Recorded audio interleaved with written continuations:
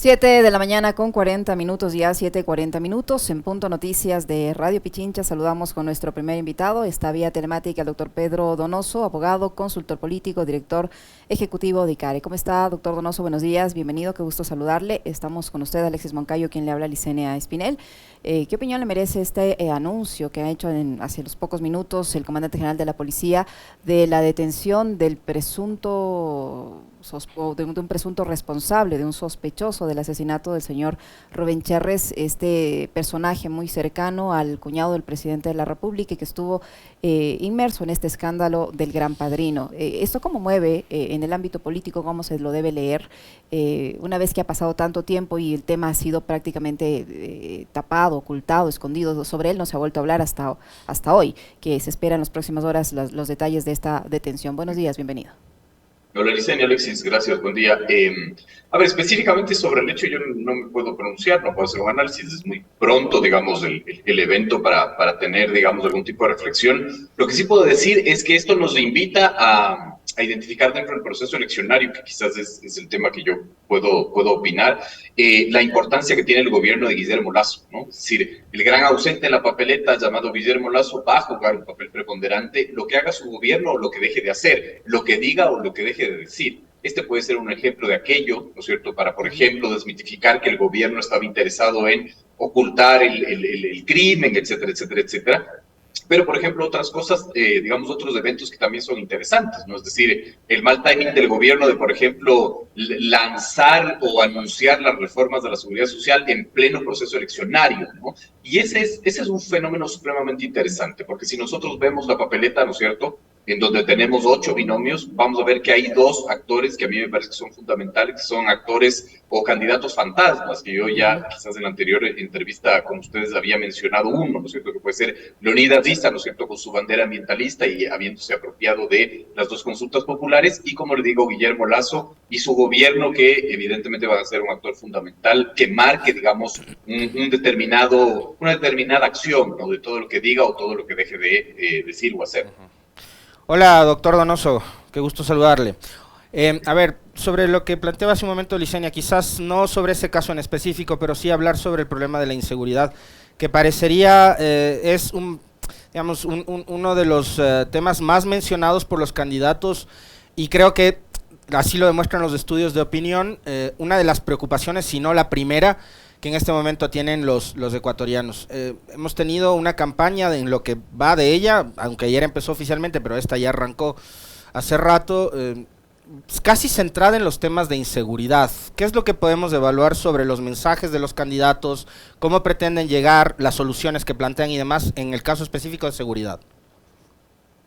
A ver, es supremamente interesante esto también, ¿no es cierto? Todos los cuantitativos nos dicen, la última encuesta de perfiles de opinión de inicios de junio, ¿no es cierto?, nos dicen que el 60% del pastel se debe al tema de la inseguridad. Sin embargo, si nosotros regresamos a ver las campañas, los candidatos, los binomios y las propuestas, vamos a ver, por ejemplo, el caso de Topic, ¿no? Es decir, yo de verdad no tengo nada contra el señor Topic, pero me parece que es un ejemplo muy didáctico para entender. Es decir, lo que hace el cuarto de guerra de Topic es intentar buquelizar su imagen, ¿no es cierto? Entonces traen la franquicia Bukele, la intentan vender, finalmente él es un actor ligado al tema de la inseguridad, es un valiente que se mete, digamos, en quizás los rincones del Ecuador más peligrosos, y claro, esa campaña no despega, por lo tanto sí debería reverse o debería leerse de mejor manera, ¿no es cierto?, cómo abordar el problema de la inseguridad.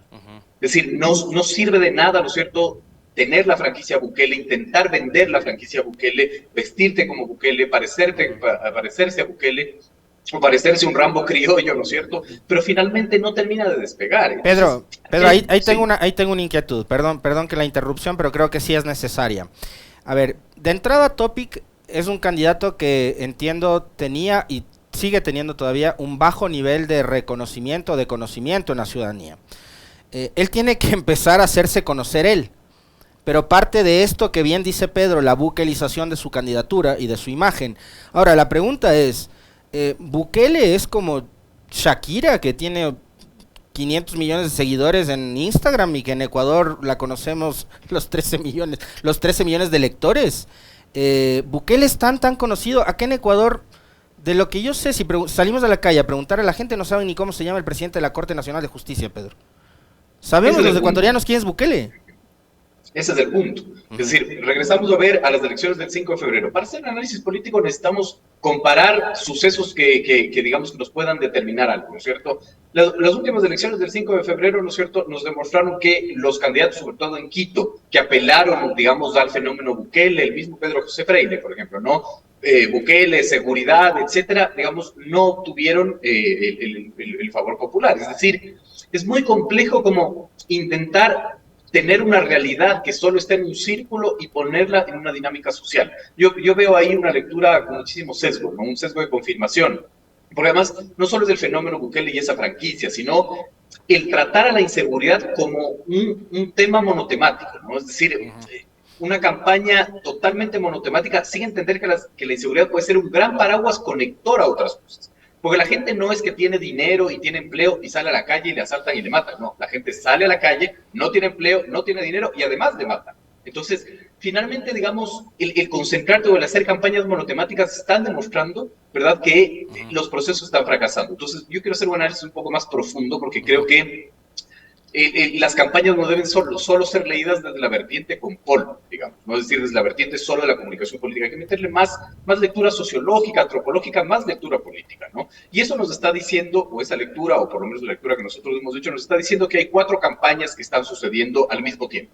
La primera es la de los binomios presidenciales, en efecto, con 7 binomios, ¿verdad?, presentes. Yo quiero hacer una disección del de la Revolución Ciudadana para hacer un análisis aparte, y 2 ausentes, ¿no?, que es Leonidas Diza y Guillermo Lasso.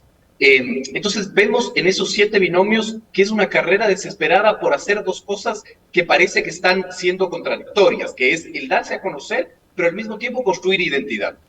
Entonces, vemos campañas que no tienen una identidad propia. Es decir, si uno compara finalmente al candidato Herbas con el candidato, no sé, Sonnenholzner, vamos a ver que no es que hay una diferencia en sus propuestas, es decir, proponen exactamente lo mismo. Quizás Bukele, Topic, intentando, digamos, tener esta imagen bukelizada que tampoco le avanza. Es decir, hay candidatos que en el tiempo en el que intentan hacerse reconocer, están construyendo su identidad, pero finalmente están fracasando en ello, ¿no? Y vemos la campaña de la Revolución Ciudadana, que es una apuesta supremamente interesante, con 2 elementos que me parece que son de análisis, sujetos de análisis, ¿cierto? El primero es que la campaña de la Revolución Ciudadana no encuentra a los 7 binomios como sus contradictores, ¿no? La política es como un baile, tú necesitas un protagonista y necesitas un antagonista. Y sigue siendo el gobierno de Lasso, sigue siendo el gobierno de Lasso.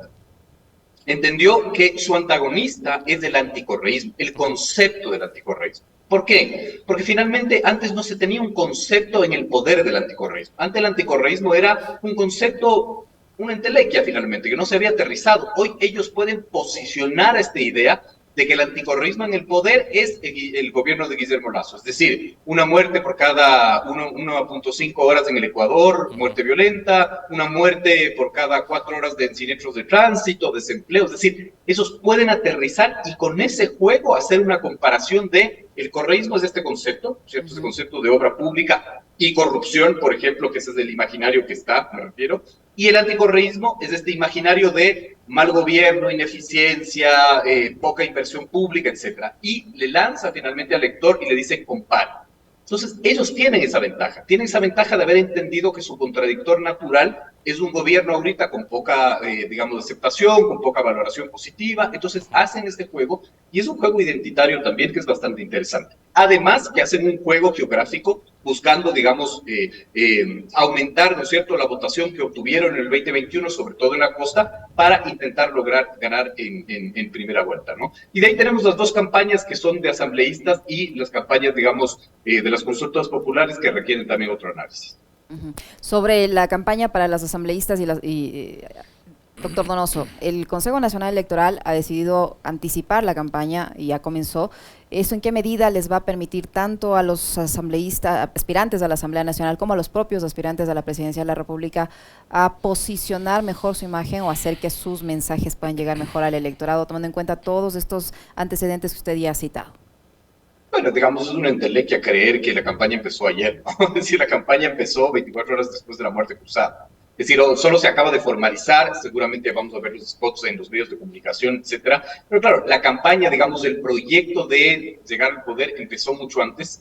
Es interesante porque finalmente, como les decía, ya diseccionando el análisis de los binomios, ¿no es cierto? Regresamos a ver al de la asamblea, y de la asamblea, el proceso de la asamblea o de la elección de asambleístas es un proceso también muy interesante porque también está presente, por ejemplo, el canibalismo interlista, digamos, ¿no? Es decir, lo que le pasó a Creo y al Partido Social Cristiano en el 2021 podría pasarle, por ejemplo, al Partido Social Cristiano y al Partido Sociedad Patriótico, ¿no? Que están compitiendo finalmente por el mismo electorado, están, digamos, apoyando al mismo binomio, etcétera, ¿no? Entonces, ese también es un proceso interesante de ver cómo es que se pueden, digamos, canibalizar las mismas listas, ¿no? La campaña empezó hace rato ya, una campaña sobreofertada además, por ejemplo, en redes sociales, pero sobre todo que nos va a enseñar, y eso es lo que creo que va a ser lo más rico, digamos, que nos va a dar nuevos elementos para poder profundizar el análisis. Y ojalá no nos pase lo del 2021, donde el análisis fue tan simplista que, por ejemplo, la lectura sobre el fenómeno Hervas es una lectura que a la larga le hace daño finalmente a los mismos candidatos, en donde se cree que Hervas llegó a donde llegó por TikTok finalmente. Y estamos viendo que no, y estamos viendo que quizás ahorita hace los mismos TikToks y no termina de despegar tampoco, ¿no? O el tema de Bukele, etcétera. Nos van a dar nuevos elementos para poder hacer un análisis, digamos, post-elecciones. Ahora, Pedro, hay algo que a mí me genera inquietud y es que hay candidaturas que están tratando de repetir fórmulas del pasado. Por ejemplo, quiero citar un caso, ¿no? Hubo gente que celebraba el uso de los zapatos rojos en 2021 y hoy esos mismos analistas que hablaban de lo efectiva que fue la estrategia de los zapatos rojos critican el uso de las famosas gafas blancas con cristales azules de Luisa, ¿no es cierto? No dejemos de lado el tema de los borreguitos por un momento, pero son cosas similares. ¿Pueden llamar la atención? Pregunto, o ya son, digamos, herramientas que pueden resultar como canzonas, no sé, o repetitivas. Te pregunto esto también, ¿por qué, Pedro? Porque me da la impresión de que la candidatura de Yacu Pérez también empieza a repetir las mismas estrategias de hace 2 años. ¿Por qué? Por ejemplo, el uso de la imagen de Manuela Pic, que apareció en 2021 y que aparece nuevamente ahora. Son tácticas identitarias, sobre todo el tema de las gafas, por ejemplo, ¿no? Y ya es una apuesta de diferenciación. Es decir, digamos, por eso me parece interesante que el binomio de la representación es el único binomio que entendió que se necesita una identidad y con ello tácticas identitarias o tácticas diferenciadoras. Porque si uno ve finalmente toda la lista, por ejemplo, de asambleístas, toda la lista de candidatos a la presidencia, salvo 2 o 3, ¿no es cierto?, que intentan tener una identidad propia, el resto habla exactamente lo mismo, dice exactamente lo mismo, te plantea los mismos qués, muy pocos cómo, es decir, no hay una diferencia y no hay un efecto diferenciador. Nosotros, desde el gabinete estratégico que yo dirijo, tenemos una ecuación para construir identidad, y esa ecuación para construir identidad tiene que ver con los atributos más los rasgos diferenciales, ¿no es cierto?, más lo que eres, menos lo que no eres, ¿no es cierto? Y más lo que tú ofertas y más lo que te demandan, digamos, ¿no? Esa ecuación te ayuda a tener identidad. No estamos viendo que hay identidad. Entonces, el tema de las gafas, de los zapatos rojos, que además, como usted dice, Alexis, es criticado ahora y antes era celebrado, y viceversa. Ahora es celebrado y en lo de los zapatos rojos era criticado, es decir, la polarización nos lleva a esos mundos chistosos y absurdos, ¿verdad? Pero es una táctica identitaria. Y, por ejemplo, Yacu Pérez, es interesante también ese fenómeno porque está replicando, ¿no es cierto?, los elementos en una coyuntura y en un contexto totalmente distinto. Habrá que ver si sirve o no sirve, esta es otra discusión, ¿verdad? Pero yo siento que Yacu Pérez, digamos, la presencia de Leonidas Diza le plantea, ¿no es cierto?, un contradictor, no contradictor, sino un competidor natural, fantasma, que no está en la papeleta, por lo tanto le hace un competidor mucho más complejo de desarmar y que fue mucho más hábil, por lo menos en el primer paso, al adueñarse de las consultas populares, porque mientras Yacu Pérez estaba viajando a la Amazonía, ¿no es cierto?, Leonidas Diza hizo una rueda de prensa y se apropió de la consulta popular. Entonces, hay elementos nuevos y hacer lo mismo dentro de un contexto distinto me parece que no puede dar resultado. Doctor Donoso, usted mencionaba que hay varios actores que están participando en este proceso electoral y entre ellos mencionó al presidente de la República o al gobierno y hablaba del mal timing que tuvo al proponer esta reforma de la seguridad social, pero hay que añadir otros elementos como por ejemplo el hecho de que de los reveses que ha tenido con la Corte Constitucional, de esos intentos por firmar negocios o acuerdos de último minuto como los que van a hacer esta semana mismo con los Estados Unidos, y este escándalo en el que se involucró por su propia boca el ministro del Interior, Juan Zapata, con este supuesto intento de soborno en la compra de los chalecos, que hasta ahora no ha podido totalmente esclarecerse y totalmente salirse del escándalo. ¿En qué medida todo ese tipo de cosas, ahora sumada a la de este señor Cherres, pueden influir de alguna manera en la campaña electoral o en las decisiones de los electores? ¿Y de qué manera esto le va a complicar la salida de un gobierno que está agonizante? Lo que le decía, ¿no es cierto? Todo lo que haga, deje de hacer, diga o deje de decir el gobierno, sí es absolutamente gravitante en el proceso eleccionario, y todo lo que haga y deje de hacer, evidentemente mal valorado, ¿no es cierto? Para mí le beneficia a la Revolución Ciudadana, porque el resto de 7 candidatos no ha entendido que es más fácil tener ese contradictor, porque es un contradictor mucho más débil, es un contradictor finalmente que no está en la papeleta, es un contradictor, digamos, que tiene muy mal valoración, que es más fácil en el ejercicio del poder equivocarse, que no maneja todas las vocerías, es decir, el resto de candidatos no entendieron el blanco fácil que es del gobierno para el proceso eleccionario. Los únicos que entendieron es la Revolución Ciudadana, y claro, mientras los 7 candidatos compiten entre ellos, el uno le dice que se le plagió el plan de trabajo, el otro le insulta, digamos, la Revolución Ciudadana sabe que ellos no son los competidores, que es del gobierno. Y el gobierno finalmente se va a equivocar, evidentemente, porque es más fácil equivocarte en el ejercicio del poder, ¿no? Entonces, tomar decisiones equivocadas o finalmente volver a tu plan de gobierno original, que no es popular, que puede ser necesario, esa es otra discusión, pero que no es popular, hace finalmente que el gobierno sea un jugador fundamental, un jugador ausente, pero fundamental en el proceso eleccionario. Hablábamos hace un momento, Pedro, del tema seguridad. Después de esta situación económica, desempleo, ahora vemos el tema de la migración también, y el de la corrupción ya como casi un tema secundario. Sobre ¿qué están hablando los ciudadanos en las calles? ¿Y qué es con lo que cree usted, Pedro, que han hecho la investigación y demás, los candidatos ahora mismo no están conectando con sus votantes? A ver, yo haría ahí una observación. Yo, evidentemente, digamos, en los cuantitativos, primero está inseguridad y después esta economía, etcétera, pero, digamos, de los pocos estudios que hemos nosotros podido analizar, no está después, está al lado.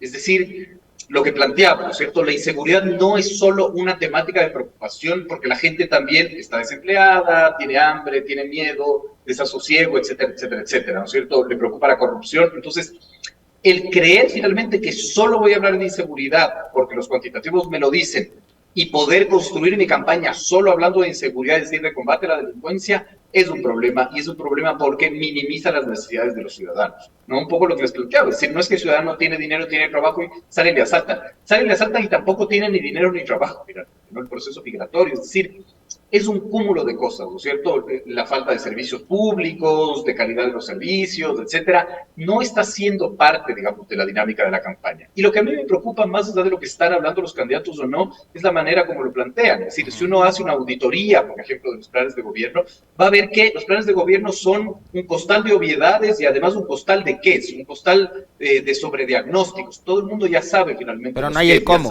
lo fundamental, cómo lo van a hacer. Porque yo puedo venir y decir 2 millones de empleo, seguridad, salud, educación, ya, ok, ¿cómo? ¿Cómo, cuándo, dónde y con cuánto y de dónde va a sacar? Digamos. Es decir, no es solo el cómo, sino cuándo, dónde, con qué plata. Es decir, hay que aterrizar mucho más finalmente, ¿no? Esos procesos. Y por eso creo, y aquí hago, digamos, otra disección, y por eso creo, por ejemplo, que los debates son fundamentales. Son fundamentales independientemente de quién los convoque, independientemente de quién los organice, porque además ya tenemos, por ejemplo, una reforma al Código de la Democracia que me parece que es un avance democrático importantísimo, que es obligarles a los candidatos a debatir, pero todas las intenciones de debates que hagan otros medios de comunicación, independientemente de que nos guste o no nos guste, ese es el problema también finalmente del discurso político y del debate político en el Ecuador, que aquí es, porque no me gusta quién convocó al debate, no voy, ¿no? No, el debate es un bien público en donde, ¿no es cierto?, los moderadores pueden profundizar en esto, en los cómo a los candidatos, porque si no, no hay espacios más profundos para poder decirles a los candidatos, explíquenos no el qué, sino el cómo. Muy interesante. Pedro, a ver, hablando ya estéticamente, digamos, la campaña de los borreguitos a mí me resultó bastante simpática. Yo revisaba datos y lo comentaba el otro día con la audiencia, cómo se originó, por ejemplo, la utilización de los animalitos en los Estados Unidos. El burrito para los demócratas identificado con un candidato por allá por 1878, el elefante para los republicanos, etcétera, etcétera, y cómo ellos han ido incluso construyendo marketing sobre este tema. Un detalle que se me olvidaba comentarles es que a la vuelta de la Casa Blanca hay un gran local comercial de souvenirs, de recuerdos y de tales, y mucho tiene que ver con la utilización de estas figuras. Los partidos políticos se apropiaron de esas figuras. Acá el borrego en principio fue un insulto, y ellos terminan apropiándose de ese concepto como para tomarlo en buen plan, y empiezan a generar productos con inteligencia artificial. Además, eso merecería también un comentario de parte de Pedro Donoso, la utilización en esta campaña de la inteligencia artificial, para bien y para mal, y le planteo eso, la utilización del borrego, la apropiación de ese símbolo en el correísmo, para lograr también esa identificación de la que hablaba hace un momento Pedro, y también el uso de estos aparatitos tecnológicos, ¿no? A ver, yo veo dos objetivos con esa campaña. La primera es la identidad, es decir, establecer una identidad clara que ya le da una ventaja.